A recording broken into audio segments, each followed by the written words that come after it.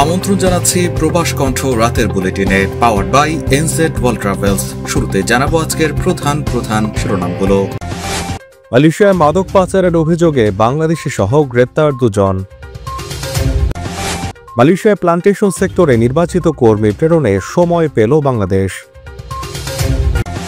11,000 প্রবাসীকে ফেরত পাঠালো Saudi.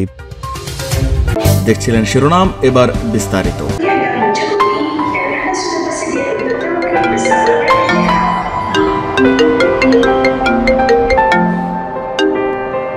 Hello, কেমন আছো তুমি? এই তো চলছে। তুমি কেমন আছো?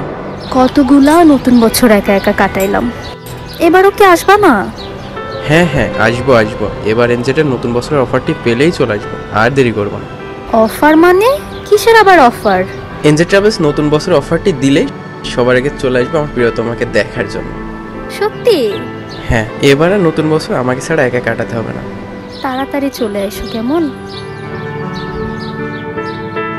প্রিয়জনের কাছে ফিরে যাওয়ার প্রয়োজন বুঝে এনজেড, তাই নতুন বছরে বাড়ি ফেরা হবে আরো সহজ এবং স্বল্প খরচে। এনজেড আছে আপনার প্রয়োজন।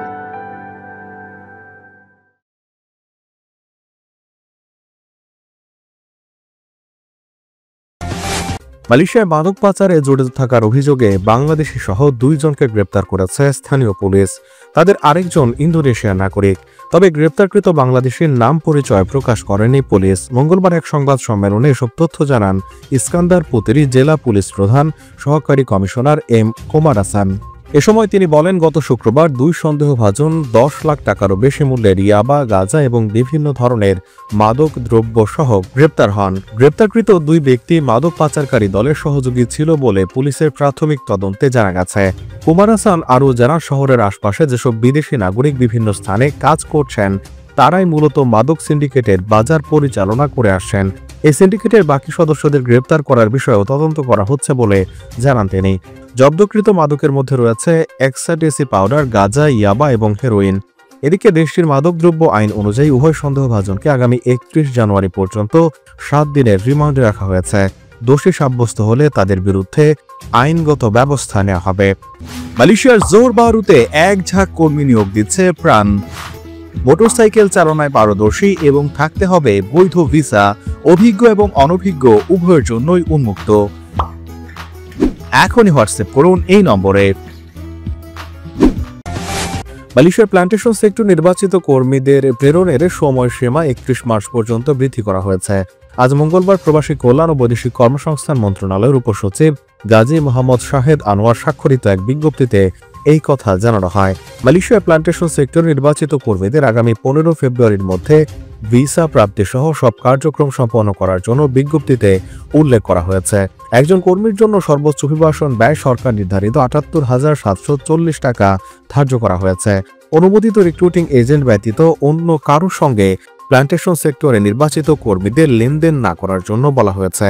প্রবাসী কল্যাণ ও বৈদেশিক কর্মসংস্থান মন্ত্রণালয়ের দায়িত্বশীল একজন কর্মকর্তা জানান, মালয়েশিয়ার প্লান্টেশন সেক্টরে নির্বাচিত প্রায় 2000 কর্মী 31 মার্চের মধ্যে যেতে পারেন।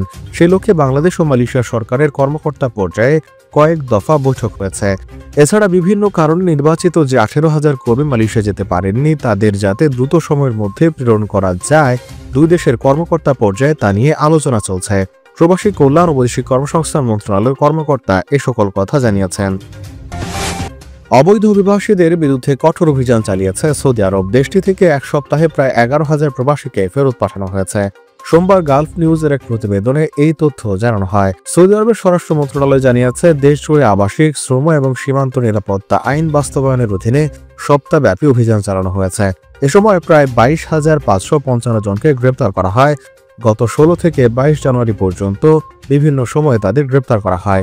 মন্ত্রণালয় জানিয়েছে, এ সময় 14,260টি আবাসিক আইন লঙ্ঘন, 4,954টি সীমান্ত নিরাপত্তা সম্পর্কিত এবং 3,341টি শ্রম আইন লঙ্ঘন সম্পর্কিত অভিযোগ পাওয়া গেছে। কর্তৃপক্ষ জানিয়েছে, অবৈধভাবে দেশটিতে প্রবেশের চেষ্টাকালে 1,700 ব্যক্তিকে আটক করা হয়েছে। এর মধ্যে 42% ইয়েমেনি, 56% ইথিওপিয়ান এবং 2% অন্যান্য জাতীয়তার নাগরিক রয়েছেন।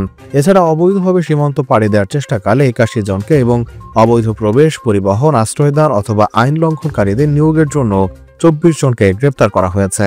প্রতিবেদনে বলা হয়েছে 33,871 প্রবাসীর বিরুদ্ধে আইনগত প্রক্রিয়া চলমান। তাদের মধ্যে 30,984 জন পুরুষ এবং 2,887 জন মহিলা রয়েছেন। এর মধ্যে 26,489 জনকে ভ্রমণের নথিপত্রের জন্য তাদের দূতাবাস বা কনসুলেটে পাঠানো হয়েছে। এছাড়া 2,274 জনকে দেশে পাঠানোর প্রক্রিয়া চলছে এবং 10,948 জনকে দেশে ফেরত পাঠানো হয়েছে।